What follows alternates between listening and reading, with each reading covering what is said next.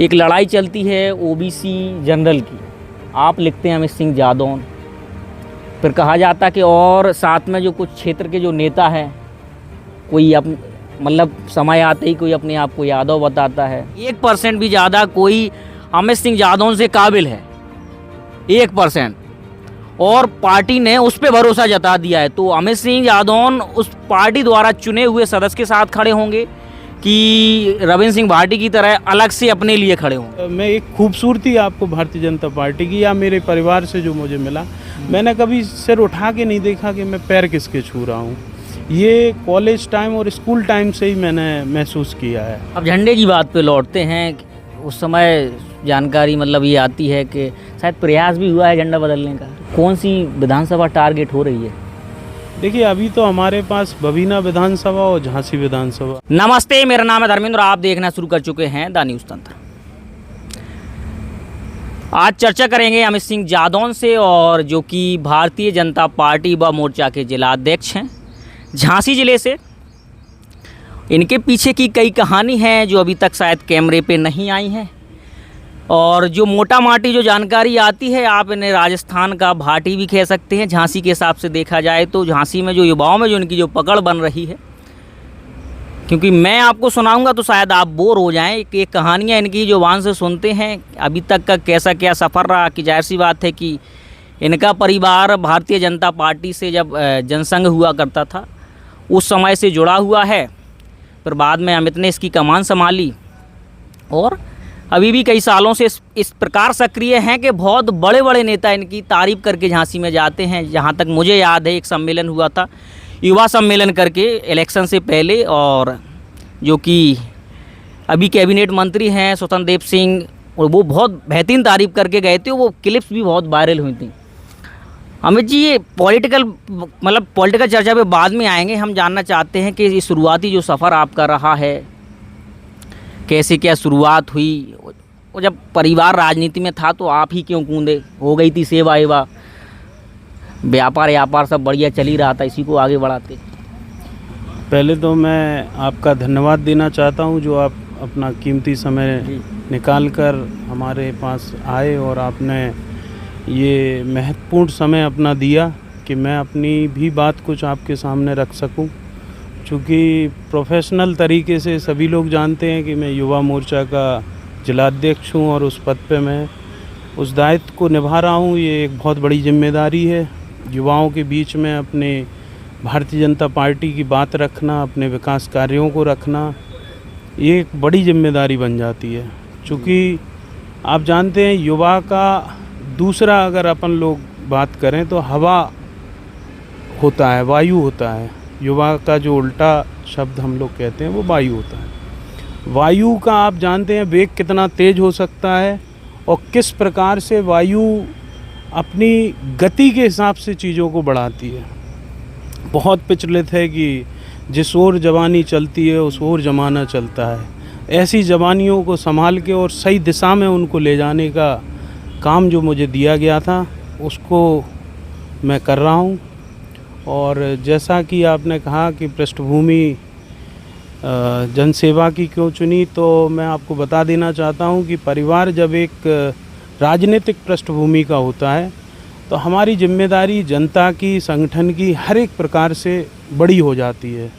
चाहे हम किसी पद पर रहें अथवा ना रहें, हमारी जिम्मेदारी होती है कि लोगों की सेवा करें, उनकी समस्याओं को सुनें, और वो भी अपने अधिकार के तहत हमसे अपनी उम्मीद रखते हैं।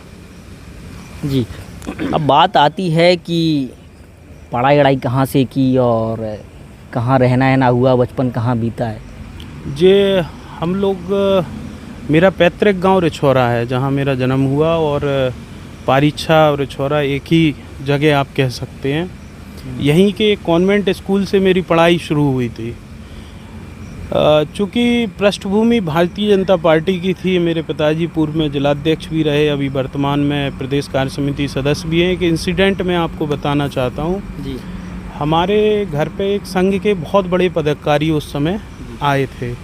चूँकि उस समय सरकारें तो थी नहीं, तो जो संपर्क के लोग थे, जो वरिष्ठ लोग थे, जो भारतीय जनता पार्टी के पदाधिकारी थे, उन्हीं के यहाँ संघ संपर्क में भी रहता था और हम लोग उनको एक परिवार का सदस्य मानते थे, क्योंकि संघ हम लोगों के लिए हमेशा से एक मंदिर की तरह रहा है। और वहाँ के जितने भी स्वयंसेवक रहे हैं, प्रचारक रहे हैं, वो हमारे लिए हमेशा से पूजनीय रहे। तो ऐसे ही एक आदरणीय हमारे यहाँ आए थे और ऐसी चर्चा में उनसे जब बताया, उनने पूछा कहाँ पढ़ते हैं, तो हम लोगों ने बताया कि कॉन्वेंट स्कूल में पढ़ते हैं जी। तो उनने कहा कॉन्वेंट स्कूल में तो क्रिसमस भी मनाते हैं। तो हमने कहा हाँ मनाते हैं। तो बोले उस समय वो लोग ब्रेड भी खिलाते हैं। तो हमने कहा हाँ खिलाते तो हैं, खाई भी है हम लोगों ने। चूँकि मैं प्योर वेजिटेरियन हूँ, हमारे घर में कभी किसी ने नॉनवेज छुआ भी नहीं है। ऐसे संस्कार रहे हैं कि कभी इन सब चीज़ों का ग्रहण नहीं किया है। तो हमने कहा इसमें तो नॉनवेज होता है, अंडा मिला होता है। बिना अंडे के, चूँकि पहले ऐसी कोई टेक्निक नहीं थी कि वो बिना अंडे के हाँ क्रीम बना पाए। तो इस चीज़ से लेके चीज़ों की स्टार्टिंग हुई और फिर इस बात के मेरे पिताजी को बड़ा बुरा लगा इस बात को लेके। तो उन्होंने उसी दिन एक निर्णय लिया कि इनको सारे बच्चों को, हम भाई बहन सब जॉइंट फैमिली है हमारी, तो सारे भाई बहनों को उनने कॉन्वेंट स्कूल से हटा के और भानी देवी सरस्वती विद्या मंदिर जो हमारा झांसी में है उसमें ले जाने का निर्णय लिया। तो वहाँ जब हम लोग गए तो इंग्लिश मीडियम से सीधा हिंदी मीडियम में जाना और फिर स्ट्रगल करना, पढ़ाई करना, चूँकि पूरा सिनेरियो चेंज हो गया था एकदम से, सारी चीज़ें चेंज हो गई थी। तो परिवेश बदल गया। गए, पहली बार देखा कि यूनिफॉर्म जो थी हम लोगों की कॉन्वेंट स्कूल की और विद्या भारती की दोनों अलग थी। और अकेली यूनिफॉर्म अलग नहीं थी, वहाँ का वातावरण, वहाँ का कल्चर, वहाँ की जो अनुशासन, सारी चीज़ों को देख के और वहाँ का राष्ट्र के प्रति भक्ति, तो इन सब चीज़ों को देख के बहुत महत्वपूर्ण बदलाव मेरे भी जीवन में आए। वहाँ मैंने 2 बार मैं वहाँ विद्यालय का सांसद रहा जी। 1 बार अनुशासन मंत्री रहा, जहाँ मैंने पहली बार अपने जीवन में पोस्टर बनवाया था। तो हाँ होर्डिंग बनवाई थी। तो बड़ा एक चस्का रहता था कि कौन सी क्लास रही होगी? मैं 9th या 10th में था उस समय। और एक बात और जो अभी तक मुझे लगता है कि ज़्यादातर लोग जानते नहीं हैं, मैं नेशनल प्लेयर भी रहा हूँ। किसमें? शॉर्ट पुट और हैमर थ्रो का मैं प्लेयर रहा। विद्या भारती आप इसको आम भाषा में समझाएं, क्योंकि आप जो वर्ड बोल रहे हैं वो बिल्कुल ही इंग्लिश है। विद्या भारती जो हमारी संस्था है उसमें अखिल भारतीय विद्यार्थी परिषद, जो विद्या भारती के अखिल भारतीय स्तर पे, मतलब नेशनल लेवल पे जो गेम्स होते हैं उनमें 2 तरह की व्यवस्थाएं हैं। एक तो अखिल भारतीय स्तर पे हम लोग जाते हैं और एक सरकारी व्यवस्थाओं में जो मंडल के खेल होते हैं और ज़िले के खेल होते हैं उनमें हम लोग प्रतिभाग करते हैं। तो उसमें मैं जिला स्तर पे खेला, फिर मंडल स्तर पे खेला, फिर स्टेट लेवल पे खेला। स्टेट में हम लोग इलाहाबाद गए थे, फिर ओपन नेशनल में मैं हरिद्वार गया था। एक हमारे आचार्य जी हुआ करते थे, वहाँ टीचर्स को आचार्य जी बोलते हैं, तो राकेश बदवार जी, उनने मुझे पहली बार मैं उनके साथ में ही गया और उनने मुझे बहुत इंस्पायर किया स्पोर्ट्स को लेके।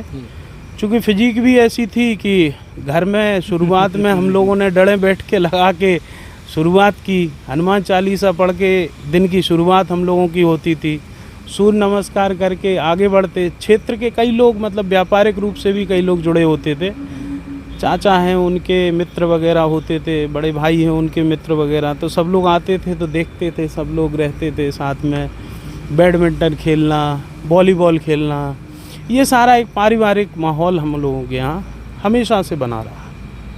जी। अब एक जब पुराने लोगों से चर्चा करो तो एक बात और सामने आती है कि उस समय जब जनसंघ हुआ करता था और संघ के जब लोग आया करते थे तो आपके पास एक पुरानी गाड़ी थी आपके परिवार में, और हमें जो जानकारी मिली है कि उस समय आपका ही परिवार सबसे आगे रहता था, उस मतलब चुनिंदा लोगों के पास शायद उस समय वो गाड़ियाँ हुआ करती थी। कितनी सत्य घटना? जी बिल्कुल, आपने एक सत्य घटना बताई है और जिससे मैं भी ताल्लुक़ रखता हूँ। हमारे पास एक स्टीम गाड़ी हुआ करती थी लाल कलर की, जिसमें विनोद खन्ना, हेमा मालिनी और आपके कल्याण सिंह जी, राजनाथ सिंह जी, एक पारिवारिक सब लोगों से संबंध थे। तो चूँकि उस समय गाड़ियाँ ललितपुर में एक बुंदेला बंधु थे, उनके पास हुआ करती थी, और झांसी में मुझे लगता है लिमिटेड लोगों के पास थी, जिसमें मैं भी, हमारा परिवार भी उनमें से एक था। तो गाड़ियाँ ज़्यादातर हुआ नहीं करती थी किसी के पास। तो एक बार की घटना मुझे याद है, कल्याण सिंह जी के विमान में कुछ खराबी आई थी। तो मेरे पिताजी झांसी ही रहा करते थे, तो उनसे क्या सन रही होगी वो? मुझे लगता है कि 90 से 2000 के बीच की ये बात होगी। हाँ। तो एकदम से सडन एक कॉल आता है कि आपको गाड़ी लेके तुरंत पहुंचना है, और मुख्यमंत्री जी का विमान, वो उस समय मुख्यमंत्री हुआ हाँ, कहाँ पे? उत्तर प्रदेश के। वो तो पता है उत्तर प्रदेश की, मतलब जगह की जगह जगह मुझे लगता है यहाँ पहुँच के आसपास का कोई हाँ जगह होगी। तो वहाँ उनके विमान में कुछ खराबी आई, तो तुरंत ही हमारी गाड़ी वहाँ गई और उनको भी ले जाने का एक सौभाग्य मिला। और कई घटनाएं हैं, जैसे एक बार राजनाथ सिंह जी का इसी कार्यालय में जहाँ आप बैठे हैं, ये कार्यालय मुझे लगता है 40 साल से इसी स्थिति में है, यही इसका वेश है, और यही झंडा भारतीय जनता पार्टी का हमेशा इस पे लगा रहा। कभी ये झंडा हटा नहीं, कभी इसको झुकने नहीं दिया, और कभी भी इसकी शकल सूरत नहीं बदली। अब झंडे की बात आ गई, तो अब ये बताएं कि ये तो बात सही है कि इतने समय बसपा रही है, सपा रही है, और आप सबको पता है कि एक वो राज अलग ही था, और फिर भी नहीं, उस पे अपन लोग बाद में आएंगे। तो एक मैं घटना जो दिलचस्प आपको बता रहा था, तो एक बार राजनाथ सिंह जी यहाँ उनका आने का तय हुआ। उस समय वो मुख्यमंत्री शायद थे या कृषि मंत्री थे। तो सडनली एकदम से यहाँ स्क्वाड आती हैं, कमांडो आते हैं, एकदम से सारे सोफे फटकारना, चीज़ों को व्यवस्थित करना, वो सारा एकदम से। तो एक चीज़ें एकदम से समझ में नहीं आई कि ये स्थिति परिस्थिति क्या हो रही है। फिर पिताजी को बताया गया कि आपके यहाँ ऐसी ऐसी, हमारे मैनेजर वगैरह ने भी फ़ोन किया, जो सुपरवाइज़र वगैरह रहते थे, तो उनने फ़ोन किया। तो उनने कहा, फिर जब तक सूचना शायद पिताजी को मिल चुकी थी कि राजनाथ सिंह जी आ रहे हैं, तो फिर उनने कहा कि चिंता मत करो, कुछ नहीं है, ये VIP प्रोटोकॉल है। तो ऐसी कई चीज़ें ऐसी जुड़ी हैं इस जगह से। आज तो चूँकि अलग परिवेश है राजनीति का, लेकिन उस समय बड़ा आपस में शिष्टाचार था, एक दूसरे का सम्मान था, सारी चीज़ें, मतलब कई सारी घटनाएं ऐसी हैं जो बचपन से मैंने देखी हैं। जैसे एक घटना मुझे याद है कि एक हमारा ऑफिस है झांसी में जी, तो ऑफिस कम गेस्ट हाउस उसको आप कह सकते हैं। तो बड़े बड़े नेता आज के समय में बहुत बड़े बड़े स्तर पे हैं, तो वो लोग रुकते थे, उनको मैं उनके पास भी बैठने का सौभाग्य मिलता था, चर्चाएं होती थी, बातचीत थोड़ी बहुत जो होती थी तो वो भी उनसे होती थी। बाकी जो क्षेत्र के लोग आते थे उनसे भी परिचय होता था। और मैं एक खूबसूरती आपको भारतीय जनता पार्टी की या मेरे परिवार से जो मुझे मिला, मैंने कभी सिर उठा के नहीं देखा कि मैं पैर किसके छू रहा हूँ। ये कॉलेज टाइम और स्कूल टाइम से ही मैंने महसूस किया है। मैं जाता था, पैर छूता था और वहाँ से छू के वापस आ जाता था। चूँकि पिताजी का एक मर्यादा बहुत ज़्यादा थी, आज भी वो मुझसे किसी के सामने बात नहीं करते हैं। सिद्धांत हैं उनके, और उनकी सिद्धांतों की खूबसूरती ही अलग है जो क्षेत्र उन्हें मानता है। अब झंडे की बात पे लौटते हैं। उस समय जानकारी मतलब ये आती है कि शायद प्रयास भी हुआ है झंडा बदलने का। कई प्रकार के प्रयास हुए हैं, कई प्रलोभन भी दिए गए, नुकसान भी बहुत हुआ। चूँकि हम लोग ठेकेदारी से जुड़े रहे, बड़े बड़े गुंडे माफिया जो आज नहीं हैं, उनके द्वारा भी हम लोगों को कई बार कॉल्स भी आए ऐसे कि धमकी भरे कॉल्स, तो उनके भी जवाब हमारे परिवार द्वारा दिए गए, सब लोगों के द्वारा दबाया भी गया। जब हमारी सरकारें नहीं रहीं तो अलग अलग प्रकार के प्रयास किए गए। जैसे हम लोगों का माइनिंग का काम हुआ करता था, क्रैशर हम लोगों की गिट्टी का काम हुआ करता है, रेलवे के हम लोग बड़े कॉन्ट्रैक्टर थे उस समय। आज के लोग जो आज देखते हैं वो लोग, कई सारी कहानियां हैं। तो उस समय से हम लोगों ने काम किए हैं, लेकिन चूँकि सरकारों का हमेशा प्रयास रहा है कि जो कट्टर व्यक्ति होता है उसको झुकाने का काम, आज तक कभी कोई नहीं झुका पाया, ना कभी कोई झुका पाएगा। हम लोगों के खून में भी अब भाजपा भर चुकी है। नहीं तो कभी ये नहीं लगा, जैसे होता है, अभी आपने उन नेताओं को भी देखा होगा और सुनते भी होंगे, जिसकी सत्ता होती है झुकाव वहाँ कर लेते, लगा हो कि अब व्यापार डूब रहा है, यहाँ भी कुछ अपॉर्चुनिटी मिल सकती है, ऑफ़र आ ही रहे थे, थोड़ा बहुत कभी महसूस हुआ हो? नहीं, उसके लिए पैतृक खेती थी ना, अच्छा, उससे गुजारा तो हाँ अपना आनंद लेते थे हम लोग भी। बड़ा ऐसा नहीं है कि बहुत बड़े वीआईपी कल्चर में रहे हैं तो या रहना ही पसंद हो, नहीं ऐसा कुछ नहीं है। हम लोगों को जो सिखाया गया है ज़मीन से जुड़ के, आज कई लोग हैं जब तक आप ज़मीन से नहीं जुड़ेंगे जब तक आप क्या कर पाएंगे। सफल आप जब ही होंगे जब ज़मीन से जुड़ेंगे। आज लोगों की स्थिति क्या हो रही है, ज़मीन से कोई जुड़ा ही नहीं। तो हम लोग तो हमेशा से लोगों से जुड़े रहे और कभी ये महसूस ही नहीं हुआ कि किसी का हम लोग तनाव लें। अच्छा, विपक्षी भी उस समय के जो थे आज भी हैं, तो वो एक सम्मान के तहत ही पिताजी का नाम लेते हैं, परिवार का नाम लेते हैं, और मुझे भी बहुत सम्मान मिलता है, सब लोगों से सम्मान मिलता है। विपक्षी भी सम्मान करते हैं। आज किसका सम्मान करते हैं विपक्षी? आप देख लो, ना किसी को तमीज़ है, ना बोलने का लिहाजा है। लेकिन आज हाँ, आज झांसी में जितने भी वरिष्ठ लोग हैं उनसे आप कभी भी चर्चा करेंगे, परिवार का नाम लेंगे, तो वो सम्मान के तहत ही बात करते हैं। अब बात आती है राजनीति की। जैसे अब आपका परिवार बहुत समय से जुड़ा हुआ है, जनसंघ के समय से जब जुड़ा हुआ है, तो और अब हम देखते हैं कि जिसमें भारतीय जनता पार्टी में एक बात बड़ी तेज़ी से कही जाती है, जब भी लाउड स्पीकर चालू होते हैं, कि भारतीय जनता पार्टी में हर उस व्यक्ति को मौका मिलता है जो ज़मीन से उठ के आया है, भले ही मतलब जो सबसे छोटा कार्यकर्ता है आगे चल के उसे भी मौका मिलता है। तो अमित जी, आपको नहीं लगता कि कहीं आप पीछे रह गए उन चीज़ों में, जो आपको जो अपॉर्चुनिटी मिलनी चाहिए थी वो नहीं मिल पाई? नहीं, चूँकि मैं फिर वही कहूँगा कि मेरे पिताजी ने कभी स्वयं को आगे करने का प्रयास कभी नहीं किया। पार्टी के हित में क्या अच्छा हो सकता है, सर्व समाज का कैसे हित हो सकता है, सर्व समाज के लोगों को कैसे हम आगे ला सकते हैं, हमेशा वो विचार रहा। कभी ये विचार नहीं रहा कि हम ही को सारे पद चाहिए या हम ही को सारी चीज़ें चाहिए। अब चूँकि आज प्रदेश कार्य समिति सदस्य हैं पिताजी हमारे, तो वो भी तो एक सम्मान है ना। भारतीय जनता पार्टी का बहुत बड़ा उपकार है हमारे ऊपर कि इतना बड़ा पद पिताजी को दिया और मुझे ज़िले में सेवा करने का मौका दिया, संगठन की सेवा करने का मौका। वो बात अलग है, आपको पद मिला, पिताजी को पद मिला। नहीं, इसके अलावा भी जैसे आपको परिवार जब इतने समय से जुड़ा है, तो हम आपकी बात नहीं कर रहे, जो आपकी टीम में ही या कहें पार्टी में जो ऊपर तबके में जो लोग शुरू से बैठे हुए हैं, उन्हें ऐसा लगे कि वही कहीं किसी विधानसभा की या किसी लोकसभा की कोई ऐसी जिम्मेदारी मिले कि जो अभी सेवा जिस स्तर पे चल रही है उसकी थोड़ी स्पीड बढ़ सके। देखिए, कभी उस प्रकार का मन नहीं बनाया, लेकिन इस बार मन है कि चुनाव लड़ेंगे।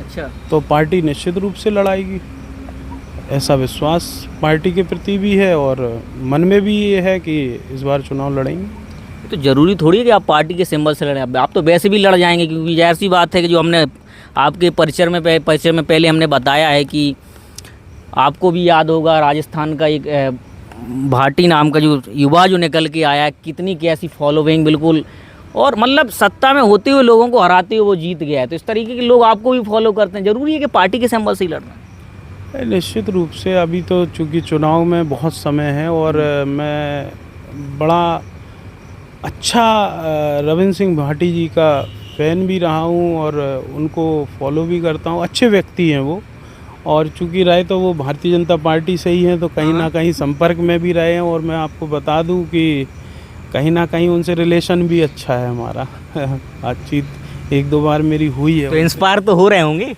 अब वो तो समय और परिस्थिति बताएगी कि क्या होगा। नहीं, हम वो बात जानना चाहते हैं जो अंदर छुपी हुई है, वो निकल नहीं पा रही है, कि कहीं अगर मान लिया जाए थोड़े टाइम के लिए कि आपकी जगह मतलब पार्टी ने किसी और पे भरोसा जता दिया है, तो उस स्थिति में अमित सिंह यादव क्या भाटी बनने के लिए तैयार है? नहीं, ऐसा मुझे नहीं लगता है कि पार्टी किसी और पे भरोसा जताएगी। पार्टी निश्चित रूप से हमारे साथ है और पार्टी के वरिष्ठ नेताओं का हमारे साथ आशीर्वाद है और हमेशा रहा है। जिस हिसाब से पार्टी ने मुझे सम्मान दिया है, निश्चित रूप से अभी बहुत समय है हमारे पास, है ना। आज उम्र के हिसाब से भी और कई चीज़ों के हिसाब से, हाँ, लेकिन सही व्यक्ति रहे, अच्छा व्यक्ति रहे, प्रतिनिधित्व जिसको मिले वो अच्छे व्यक्ति को मिले, ये प्रायोरिटी रहेगी। और जीतना और जिताना और हारना और हराना, ये मुझे लगता है कि बहुत अच्छे स्तर से हम लोग कर सकते हैं। हम लोग जिता भी सकते हैं, हम लोग हरा भी सकते हैं, कुछ भी कर सकते हैं। चूँकि मैंने आपको बताया वायु के वेग से हम लोग चलते हैं, युवाओं की कोई दिशा थोड़ी होती है। तो सबसे मजबूत टीम जो है वो युवा मोर्चा के पास ही है। भले ही बीजेपी की व्यंगे वो बात अलग है, लेकिन युवाओं को जहाँ मोड़ना चाहें वहाँ मोड़ जाएंगे। युवा तो मेरा प्रयास है पूरा और हमेशा से रहा है कि भारतीय जनता पार्टी के साथ रहा है युवा, और अच्छी दिशा में युवा काम कर रहा है। आज हर एक मतलब जो हमारा महानगर है, जो 2 विधानसभाएं हमारी हैं, उसमें बबीना विधानसभा जो मुख्य रूप से जहां मैं रहता हूं, तो यहाँ हमारे पास हर बूथ पे 10 यूथ खड़ा है, हर गांव में हमारे 20 लोग खड़े हैं, हर मंडल में हमारे पास 1000 लोगों की टीम है, हर सेक्टर पे हमारी टीम काम कर रही है, हर विधानसभा स्तर पे, जिले स्तर पे, हर जगह हमारी टीम काम कर रही है। कहीं कोई अगर नाराज़ होता है, कुछ होता है, तो उसका कैसे किस प्रकार से काम हो सकता है। देखिए युवा ज़्यादा अनुशासन में तो नहीं रह सकता ना, बांध के आप नहीं रख सकते भाई, हवा को आप कैसे बांधेंगे, तो हवा बंधेगी नहीं। लेकिन हाँ, प्रयास ये रहता है लोगों का कि कैसे भी करके उनका काम होना चाहिए। भाई कहीं से उन्हें कोई कठिनाई आ रही है, अगर कहीं से उनके काम नहीं होते हैं, तो मेरा प्रयास व्यक्तिगत ये रहता है कि लोगों की मदद हो और उनके काम करिए।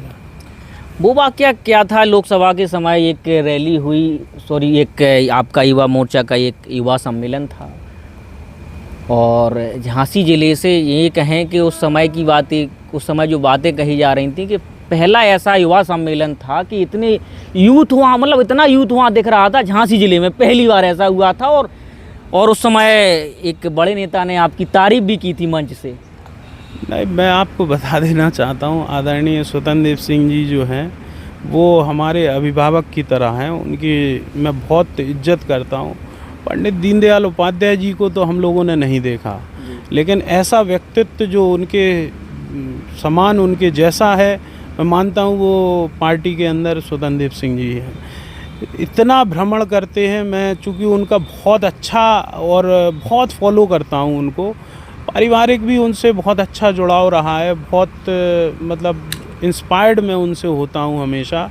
और उनका मतलब आप देखिए हर एक मंडल में, हर एक बूथ का कार्यकर्ता उनसे संपर्क में हमेशा रहता है। आप जाएंगे, कभी भी उनके दरवाजे जाएंगे, खाली नहीं लौटेंगे। किसी से भी आपको बात करानी है, तुरंत वो काम को समझेंगे, आपकी बात करेंगे। कार्यकर्ता के अगर गले में उनने हाथ डाल दिया तो आप मान के चलिए कि 20 साल तक वो कार्यकर्ता अपनी जगह से नहीं हिलेगा। ऐसे हमारे प्रेरणा स्रोत हमारे नेता हैं, और उनका मार्गदर्शन मुझे हमेशा मिलता रहता है। ऐसे ही उनका मार्गदर्शन मुझे उस कार्यक्रम में भी मिला था, और वास्तविकता में पहली बार इस तरह की रैली में ऑर्गेनाइज़ कर रहा था। चूँकि हम लोगों को रैली दी जाती थी 1000-1500 लोगों की, लेकिन एक 5000-6000 लोगों की गैदरिंग कराना लगभग टारगेट था कि 10,000 लोगों को हम लोग ला सकें। और आप मान के चलिए कि जो सीटें हम लोगों ने रखी थी वो 5000 की लगभग संख्या वहाँ पे सीटों की थी।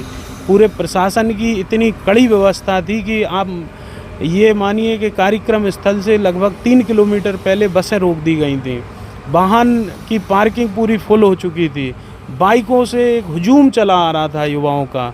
मतलब एक अलग ही अंदाज में युवा उस समय उस दिन के लिए तैयार था, और मुझे लगता है ये मेरी बहुत बड़ी ताकत थी कि युवा साथी इस प्रकार से मुझ पर विश्वास करता है और मुझे प्रेम करता है। जी, एक व्यक्तिगत सवाल आपसे है, क्योंकि परीक्षा जो आपका अपना जो क्षेत्र लगता है झांसी के पास का, कुछ चुनिंदा परिवार हैं जो बरसों से ठेकेदारी में हैं। हालांकि देश अब बहुत आगे है, जाति व्यवस्थाओं पे कोई ना सवाल उठाना चाहिए ना प्रश्न बनता है, लेकिन ये व्यक्तिगत हमारा प्रश्न है। एक लड़ाई चलती है ओबीसी जनरल की, आप लिखते हैं अमित सिंह जादौन, फिर कहा जाता कि और साथ में जो कुछ क्षेत्र के जो नेता हैं, कोई मतलब समय आते ही कोई अपने आप को यादव बताता है।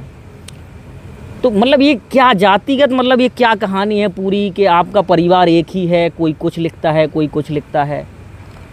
देखिए, मैं अपनी व्यक्तिगत बात करता हूँ। हम लोग चंद्रवंशी ठाकुर हैं और सामान्य जाति में मैं आता हूँ। हमेशा मैंने अपनी सारी चीज़ें स्पष्ट करके मैं चला हूँ। मेरे पिताजी ने भी हमेशा जादौन लिखा है और हमेशा हम लोग लिखते हैं। अब कौन क्या लिखता है, कौन क्या नहीं लिखता है, ये तो उनसे आपको प्रश्न करना चाहिए कि कौन क्या है। मुझे ये पता है कि मैं ठाकुर हूँ, क्षत्रिय हूँ, और हमेशा मैं यही लोगों को बताता हूँ। और देखिए, जहाँ तक लाभ की बात है तो वो आपके भाग्य से आता है। यदि मेरे भाग्य में बूथ अध्यक्ष बन के काम करना जीवन भर लिखा होगा तो मैं बूथ अध्यक्ष ही रहूँगा।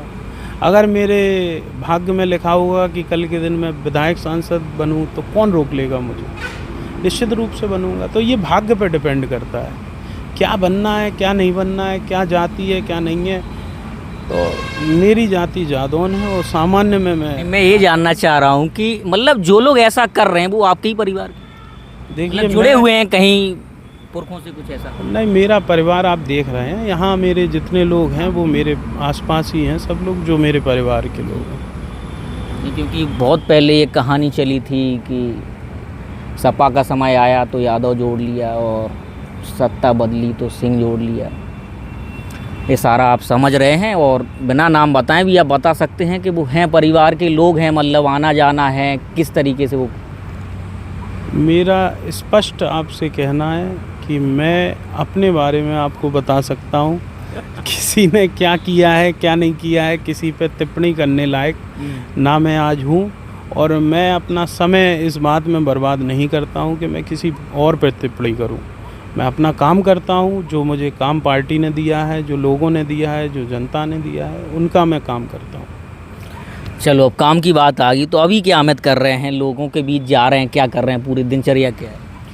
दिनचर्या आप मान लीजिए कि अभी चूँकि वैवाहिक कार्यक्रम और ये सब चल रहे हैं तो समय ये रहता है कि सुबह उठना होता है।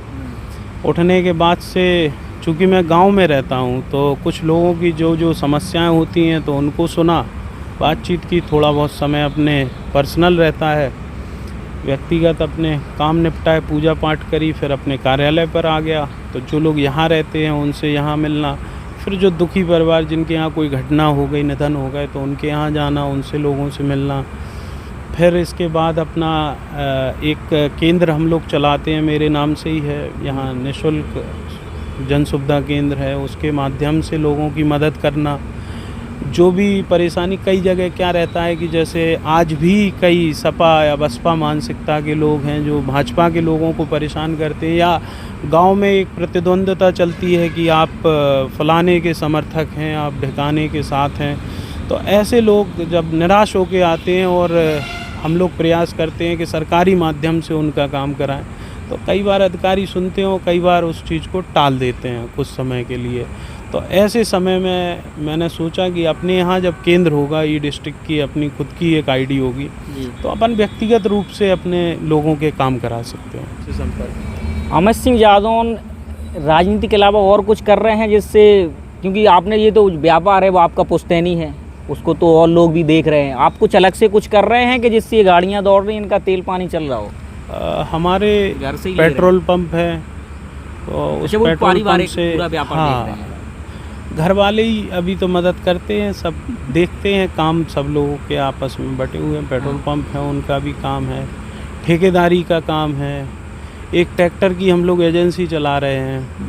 तो कई सारे ऐसे छोटे छोटे व्यापार हैं जिनसे रोज़गार का साधन बना हुआ है। और इस तरह का कभी मन नहीं है कि उल्टे सीधे कोई काम हो, तो इस तरह के कोई कामों में लिप्तता भी नहीं रहती हो, ऐसे हमारे खर्चे भी नहीं हैं। जितना रहता है साफ़ सुथरे तरीके से, पारदर्शी तरीके से काम चलता है। तो कौन सी विधानसभा टारगेट हो रही है?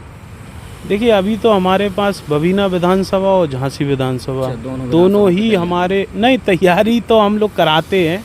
2022 में भी हमने चुनाव लड़ाया था, राजीव सिंह जी को लड़ाया था, रवि शर्मा जी को लड़ाया था। पार्टी ने जो जिम्मेदारी दी थी उसको काम करा और अच्छे दुगने मार्जिन से उन लोगों को जीत दिलवाई थी।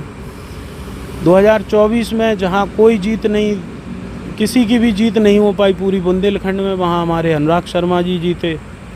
उसके पहले एक निर्णय हुआ महापौर के टिकट को लेके, बिहारी लाल आर्य जी को जब उनका मऊरानीपुर से टिकट कटा तो उनको झांसी से मेयर का टिकट दिया गया, वहाँ भी हम लोगों ने 80+ से जितवाया। तो कहीं ना कहीं जिम्मेदारी युवाओं की रहती है, आपको भी पता है, क्योंकि जो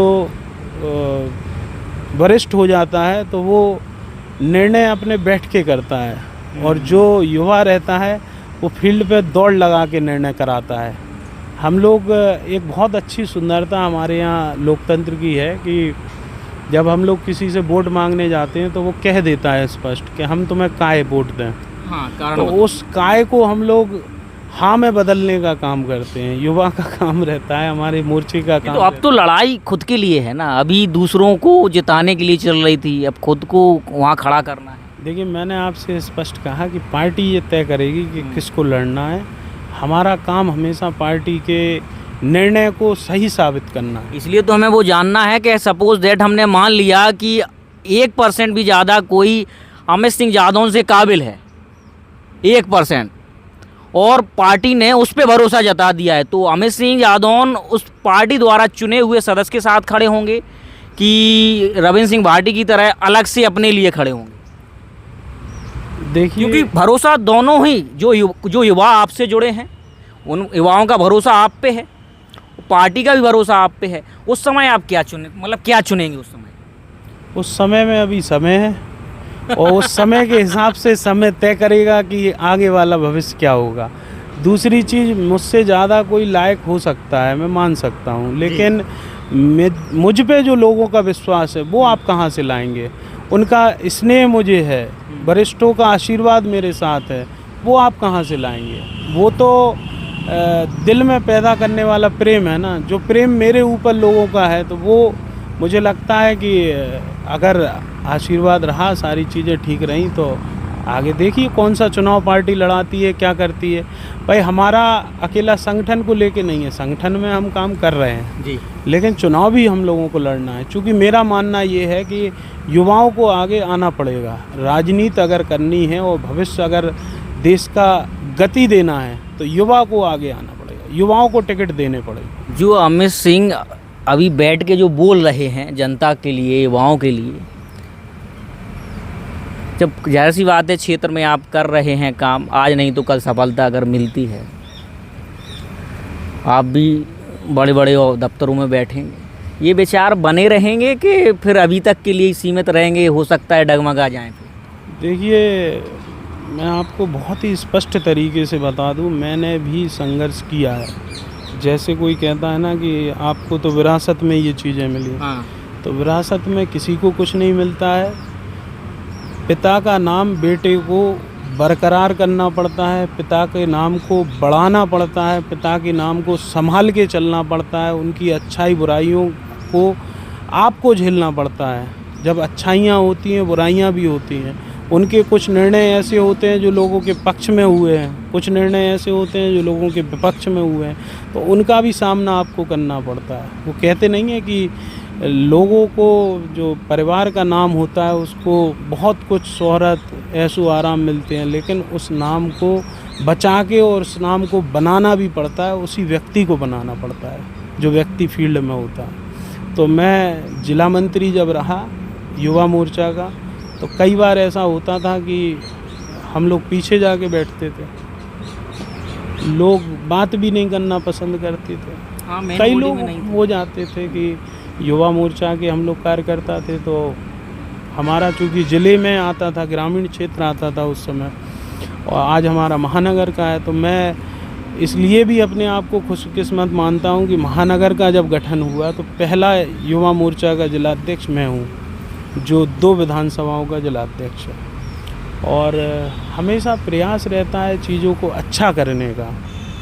और जैसे कि आपने कहा कि ये रहेगा, इसी हिसाब से आप रहेंगे, तो मैं आपको बता दूं कि आज मुझे लगभग 4 साल के लगभग मुझे हो चुका है। 1 रुपए का मैं गुनहगार किसी का नहीं हूँ। जो भी करता हूँ स्वयं के जो खर्चे होते हैं उनको बचा के करता हूँ। जैसे आप समझ सकते हैं कि युवाओं के कई प्रकार के शौक़ भी होते हैं। बिल्कुल बिल्कुल, आधुनिक दुनिया है तो हाँ, तो उन शौक़ों में कटौती करके मैं जनता की सेवा का काम करता हूँ। जैसे कि आपने कहा कि चीज़ें मिलने के बाद तो नहीं बदल जाओगे, तो मैं जब जिलाध्यक्ष बना तो पहली बार ऐसा मेरे साथ हो रहा था कि मेरे फ़ोन पे 5000 के लगभग कॉल उस दिन आए थे और बधाई के लिए, और प्रत्येक कॉल को मेरा बात करना, सबका अभिवादन लेना और सभी वरिष्ठों का सम्मान करना, ये मेरी प्रायोरिटी थी। जिस दिन मैं जिलाध्यक्ष बना तो लगभग 1000 गाड़ियों से लोगों ने स्वागत किया, काफ़िले भी लोगों ने देखे, लेकिन कभी इन सब चीज़ों को मैंने अपने सिर पे नहीं चढ़ाया, क्योंकि सिर पे चढ़ जाती तो कभी कुछ नहीं कर पाएंगे। और यहाँ हमेशा यही रहता है कि सिर पे चीज़ें ना चढ़ें।